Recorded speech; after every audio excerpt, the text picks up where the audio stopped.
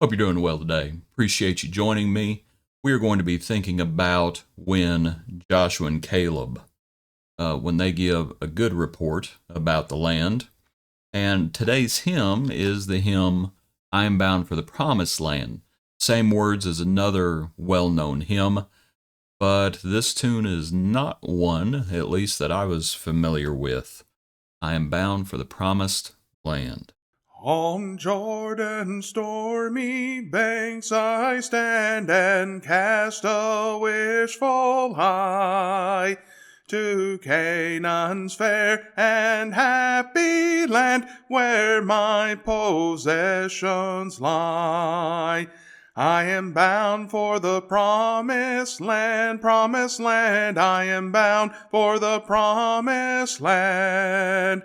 Oh, who will come and go with me? I am bound for the promised land. Perhaps you've heard that hymn before, but as I said, it was new to me. So now let's think about the account. It comes from the book of Numbers, in Numbers chapter 13, verse 1. And the Lord spoke to Moses, saying, Send men to spy out the land of Canaan, which I am giving to the children of Israel. From each tribe of their fathers you shall send a man, every one a leader among them. My notice, they were to choose leaders from each tribe.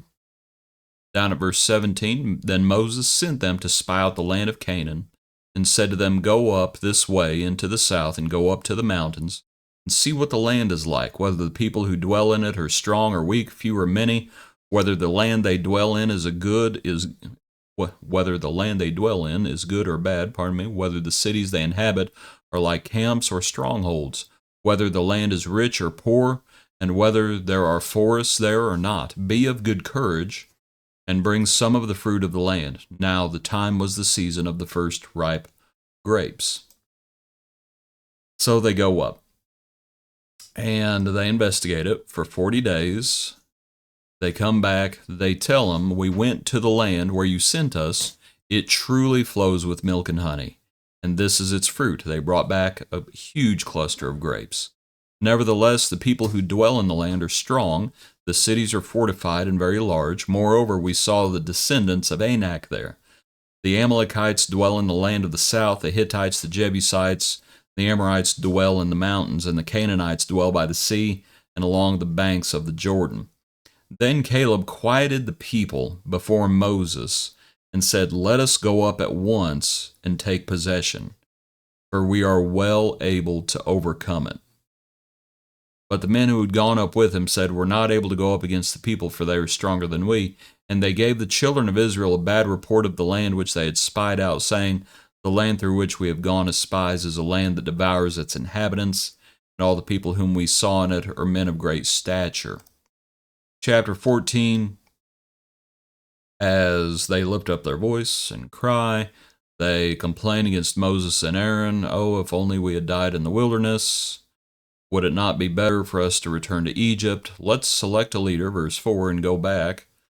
Moses and Aaron fall on their face. Joshua the son of Nun and Caleb the son of Jephunneh, who were among those who had spied out the land, tore their clothes, and they spoke to all the congregation of the children of Israel, saying, The land we passed through to spy out is an exceedingly good land. If the Lord delights in us, then he will bring us into this land and give it to us, a land which flows with milk and honey. Only do not rebel against the Lord, nor fear the people of the land, for they are our bread. Their protection has departed from them, and the Lord is with us. Do not fear them. And all the congregation said to stone them with stones. To think about Joshua and Caleb, one of the things is they're realists. I would suggest, let me explain. And they say, listen, because Moses said, go up, spy out the land, see whether or not it's good or bad. See what the people are like. See what the landscape is like. Are there forests? What is it like? And bring back some of the fruit. And they go up there, and to the other 10 spies' credit, they say it is a land flowing with milk and honey.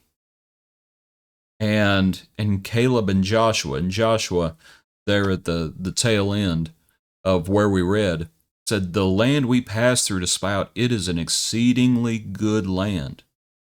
That's the reality. They're realists. It's good. But also, and to back up a little bit into chapter 13, you might notice Caleb sees what's happening, and Caleb cuts it off. You know, the people, they start speaking about what they've seen. And I don't think any of that, from verse 27 down through verse 29, that's not a lie. Caleb quiets the people. He cuts it off. He sees the way it's headed, or he's just trying to encourage them, which Moses also told them to take courage. And Caleb says, let's go up at once and take possession. We are well able to overcome it. He's not saying that there's not going to be obstacles. He's not saying, it's like they saw the giants. They saw them. Now, I think where you start getting into fiction is when in verse 32, and that's why I put it in purple there, they gave the children of Israel a bad report, and they said, oh, well, you know, it's a land that devours its inhabitants. And that part, that starts getting into fiction, perhaps. But regardless, Joshua and Caleb, they're realists. They don't say we're not going to have to fight. Caleb says we'll be able to overcome it. It's a good land. That's the reality. It's a land flowing with milk and honey.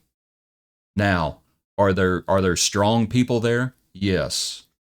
Moses had said, are they strongholds or are they camps? They come back, well, they're strongholds. Okay. Caleb says, we're able to overcome it. You remember what Caleb's going to do some 40 plus years later, and he's going to ask for his inheritance, and there are going to be giants on that mountain, and he's going to deal with them. He's not denying that there are obstacles. Yes, there are obstacles, but you'll be able to overcome. And Joshua at the end, of course, says, if the Lord delights in us, there in verse 8, he will bring us into this land and he will give it to us. Into this land which flows with milk and honey. That's the reality. That yes, the Lord promised us a land flowing with milk and honey, or promised us a good land. It has come to pass. The land is good. Are there going to be obstacles? Yes, we will be able to overcome. How? This is the reality. If the Lord is with us. If the Lord is not with us, we won't be able to overcome anything. But if the Lord is with us, we will be able to overcome. That's the reality. Appreciate you as we think about obstacles in our own life, as we ourselves are bound, marching towards the promised land, seeking those who will come with us, because the Lord's promises are sure, and we depend on him. Hope you have a good day. Join us tomorrow for another portion of our daily praise.